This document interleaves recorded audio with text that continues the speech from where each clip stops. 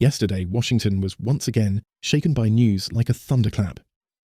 Instead of clear military strategies or unambiguous commitments, political actors presented a spectacle that even seasoned observers found astonishing. Behind closed doors, secret agreements were suddenly made, while outside, the press groped in the dark, left only to speculate. Officially, everything was running according to plan, but in reality, a quiet yet intense struggle for influence, power, and reputation had begun. Some celebrate this turn as a clever move, while others warn of a dangerous game with open fire. One thing is certain: the mood in the capitals is boiling, and this is only the beginning of a development that could have far-reaching consequences. Only a few days ago, everything seemed like a haze of rumours and uncertain information. Reports and insider tips trickled through sporadically, and observers had to rely on vague hints. But then the situation suddenly became highly explosive. More and more internal details leaked to the public, and finally, the news hit like a bomb, shaking everything.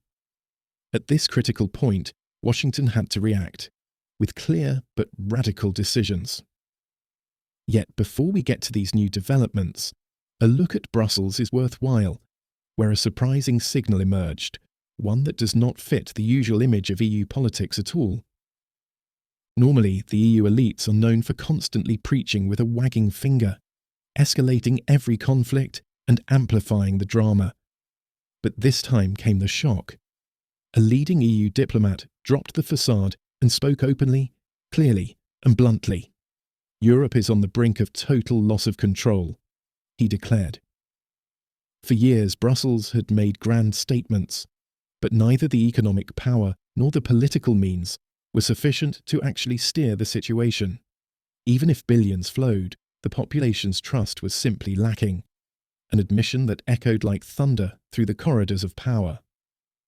According to a high-ranking EU official, the Union now has only two options: retreat with open failure, or follow a risky course that would only exacerbate chaos.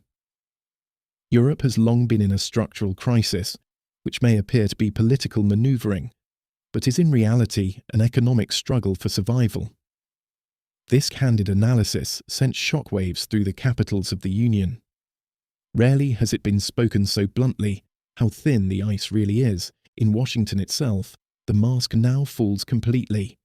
It is clear, Kiev is no longer the centre of American security interests. In other words, the US does not want to sacrifice its own soldiers for a foreign country. This stance is now being communicated openly, aligning with what many analysts have long suspected. Before billions are spent and troops put at risk in the East, Washington is pulling the emergency brake. Increasingly, voices in the US are calling for precisely this: unvarnished, clear, and public.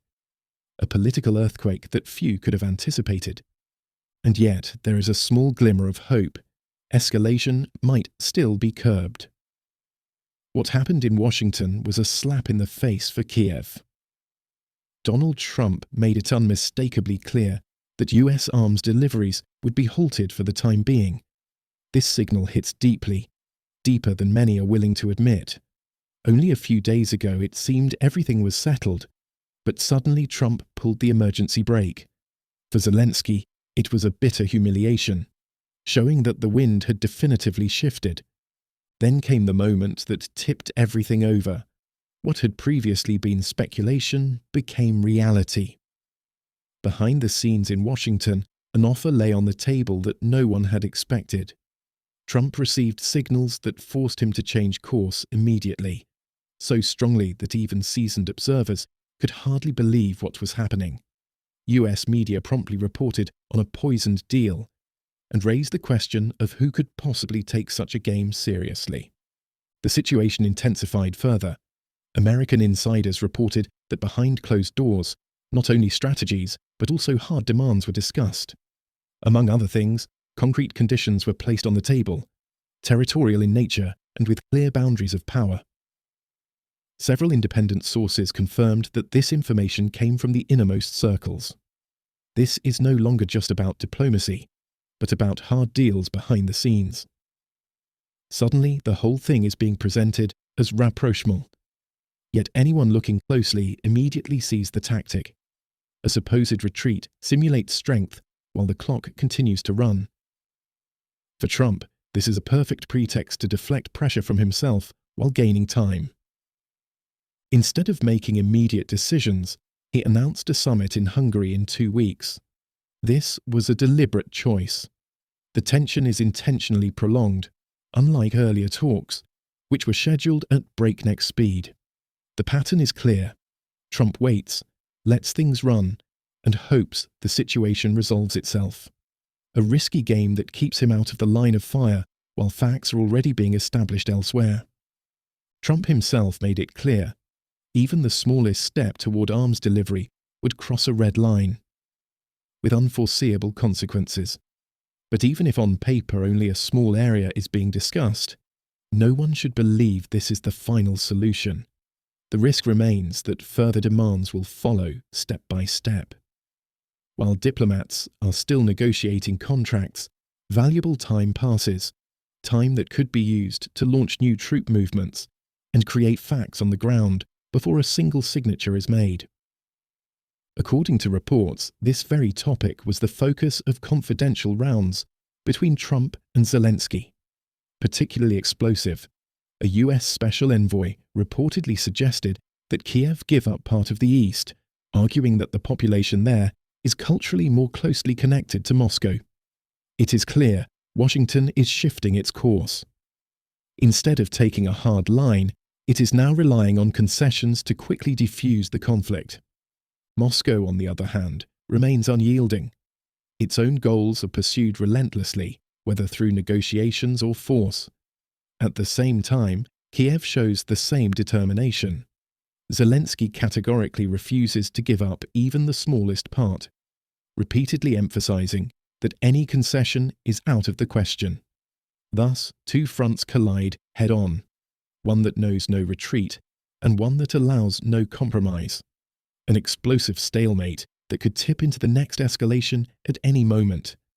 The question of how Kiev will react when the next escalation stage is triggered remains central. In just a few days, a massive mobilization could begin, a scenario Zelensky can hardly ignore. Meanwhile, the Western media are boiling. Trump is exerting pressure on Ukraine instead of drawing clear lines against Moscow. US newspapers report that sanctions had long been on the table, but Trump hesitated to implement them.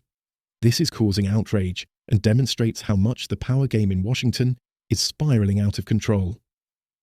Immediately after the talks, Trump followed up with a message that sounded like a declaration of surrender, freezing the front lines, giving both sides their supposed victory, a stalemate instead of a solution. For Kiev, a slap in the face; for Putin, a gift; for Europe, it means nothing more can be expected from Washington. Anyone still hoping Trump would intervene seriously now faces a bleak outlook. The game is long over for him. The entire discussion about Washington makes one thing clear. Trump's words may sound grand and powerful, but when it comes to action, he regularly retreats. Just like in previous decisions, what remains in the end is often hot air. Therefore, it seems increasingly likely that the decisive course will not be set at the negotiating table, but directly in the conflict itself. Whether the announced meeting in Hungary will actually bring a turnaround or remain a political performance remains uncertain. The events of the past few days also demonstrate a fundamental lesson. Politics is no longer just public theatre, but a game of secret agreements, tactical maneuvers, and targeted signals. Every step, every statement, and every delay is part of a strategic calculation. For observers, this means nothing is final, nothing is as it first appears, and everything can change within hours. Washington, Brussels, and the capitals of Europe are under enormous pressure. Decisions that used to take months must now be made in days, under constant scrutiny from the media, the public, and political opponents. Alliances are tested, loyalties examined, and the cards are reshuffled. In this environment, every mistake, misjudgment, and careless statement carries enormous weight. It is therefore no surprise that international politics currently feels like a powder keg. A single spark could be enough to make the escalation uncontrollable. At the same time, it reveals how closely power, strategy, and public perception are intertwined. Whoever controls the narrative in Washington, Brussels, or Moscow often also controls reality. And it is precisely in this tense field that world politics is currently moving. Secret deals, open provocations, political maneuvers, all blending into a complex power game. For outsiders, it often remains only to recognize the patterns, interpret the clues, and weigh which scenarios are most likely. What is happening in Washington is more than just political theatre.